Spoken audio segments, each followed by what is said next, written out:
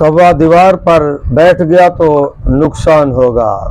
कहा जाता है कि कौवा अगर दीवार पर बैठ गया है तो आज नुकसान होगा। कौवा कां लगा रहा है तो आज नुकसान होगा। काली बिल्ली रास्ते से गुजर गई तो आज नुकसान होगा। उल्लू अगर दीवार पर बैठ गया या मकान पर बैठ गया तो नुकसान होगा। हमारे मुआशरे के अंदर इसी तरह बोला जाता है। मेरे भाइयों, इस्लाम के अंदर इसकी कोई हकीकत नहीं है, इस्लाम के अंदर इसका कोई वजूद नहीं है।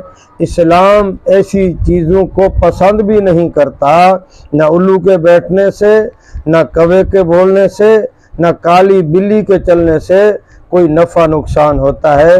नफ़ा नुकसान सबका मालिक अल्लाह है। इसी तरह का अक़ीदा रखना गलत है, बेजा है। इसी तरह का अक़ीदा रखना गुमराही है, जहालत है।